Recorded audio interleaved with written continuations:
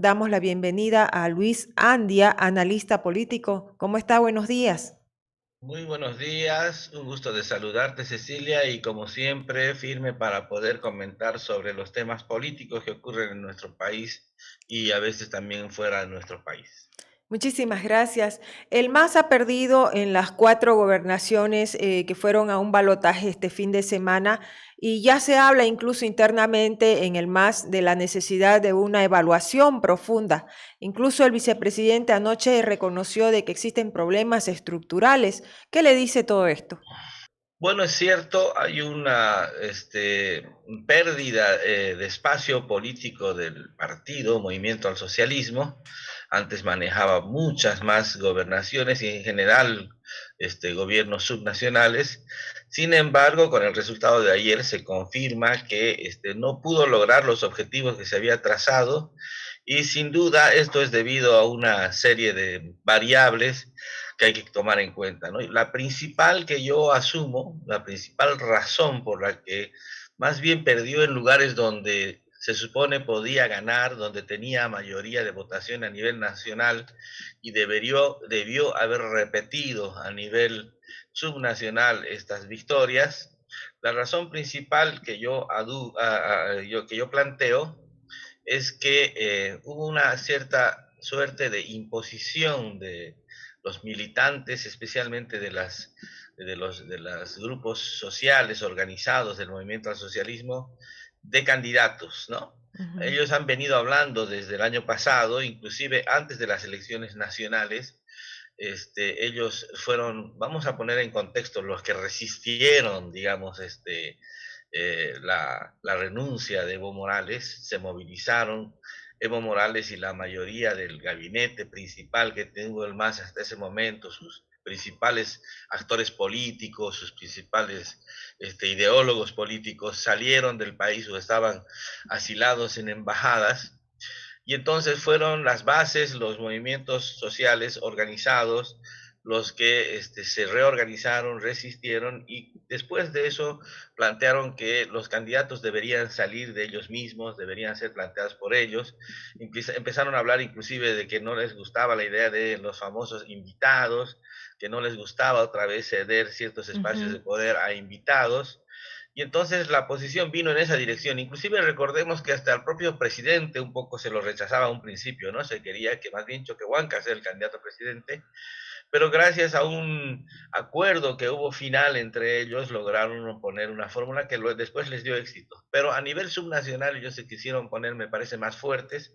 Estos debates que hubieron contra el dedazo del jefe y que hayan resoluciones de sus departamentales y de sus organizaciones, generó que estas elecciones hayan muchos militantes de estos movimientos sociales que sean candidatos. Y creo que esa es una de las causas de la derrota, porque no es lo mismo, para nada, ser dirigente de una organización sindical que luego ganar una elección con votación de la ciudadanía en general. Y entonces me parece que ahí hubo un error, podían haber invitado perfectamente a otras personas, muchas de las cuales han ganado, estaban entre Ujú. las posibilidades de ser invitadas y también entre las posibilidades de aceptar esa invitación, y otro hubiera sido el resultado. Entonces, esta Pero posición dura del movimiento al socialismo, ujú. especialmente de esta submilitancia, creo que es una de las causas de estas derrotas, ¿no? Aún así, si bien no han ganado las gobernaciones en general, pero hay presencia del movimiento al socialismo también que de alguna manera puede generar una ingobernabilidad. Por ejemplo, en el caso de Santa Cruz, acaban de firmar un acuerdo con los asambleístas indígenas y eso puede generar también problemas a la gobernación. Bueno, por supuesto que sí, ¿no? Sí, va a haber una mayoría, oficialmente opositora a la gobernación. Esto va a hacer que cualquier medida que necesite el respaldo del Consejo Departamental sea consensuada entre ambas fuerzas. Eh, la anterior gestiones, sumaban automáticamente a las representaciones indígenas, ¿no? Ahora parece que hubo un descuido político en este caso y seguramente también muchos de los propios representantes venían con una línea política Y entonces esto evidentemente crea una pequeña complejidad más. No, no tenemos que hablar directamente de ingobernabilidad, ¿no? Es decir, depende cómo vaya a darse la situación, ¿no?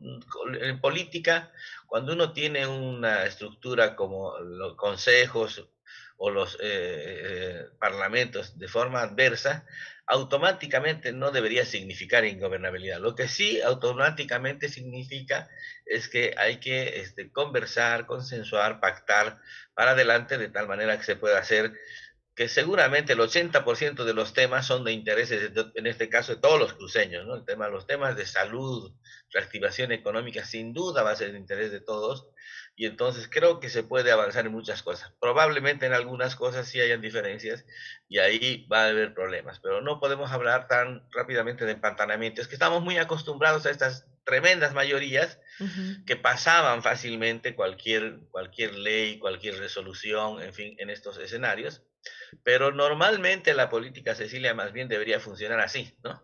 Con equilibrios de fuerzas, con equilibrios de órganos. Esa es la política normal. Estamos volviendo a una política normal y tenemos que acostumbrarnos y empezar a ver, y los propios políticos reaprender o aprender los nuevos, que la política es no con posiciones duras, intransigentes, sino más bien con posiciones para lograr acuerdos, conversaciones, pactos, etcétera. Ahora, hablando de este tema de las gobernaciones, han surgido figuras nuevas, opositoras al MAS, o por lo menos que no están de acuerdo con el MAS. ¿Usted cree que en un futuro se puede articular una nueva oposición entre estas nuevas figuras en el país y además en torno a temas, por ejemplo, como el pacto fiscal, que puedan unirse estos partidos políticos de oposición? Siempre está la posibilidad de que puedan unirse en torno a temas comunes. La clave es que estos temas comunes sean también beneficiosos de todos ellos.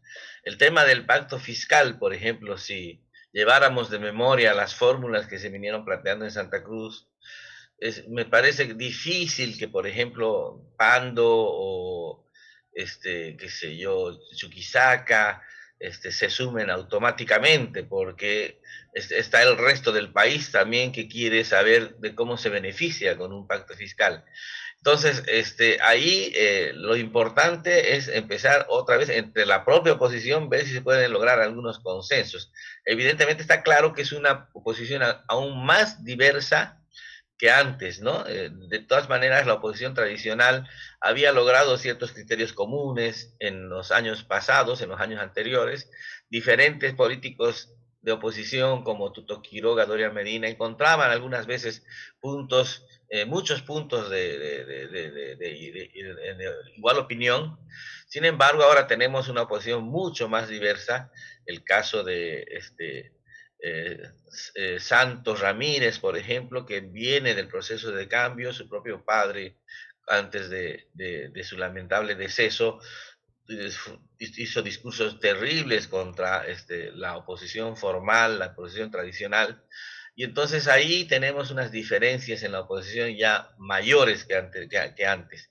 Y además tenemos personajes que ya desde ahora han empezado como que a mostrarse como también alternativas de la oposición, ya no solo las tradicionales, ¿no? Ujú. Recordemos el Bombón Reyes Villa, que en sus círculos más cercanos se habla que podría ser un futuro candidato a presidente de la oposición, Ujú. por lo menos de esa oposición tradicional que había.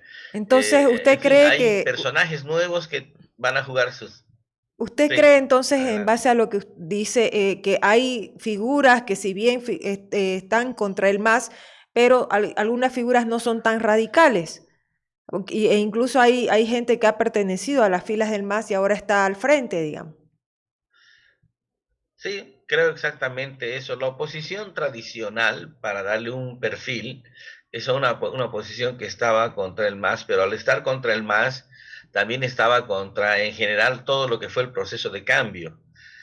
Ahora hay que separar esos dos términos, ¿no? El MAS sigue siendo, por supuesto, el creador del proceso de cambio, pero hay otros partidos que han aparecido y otros líderes no masistas ahora, pero que vienen del proceso de cambio y están de acuerdo con muchos temas del proceso de cambio, ¿no? La señal fue clara, por ejemplo, de Eva Copa, cuando fue convocada a una reunión de autoridades electas y dijo, yo no tengo nada en común con estas otras personas.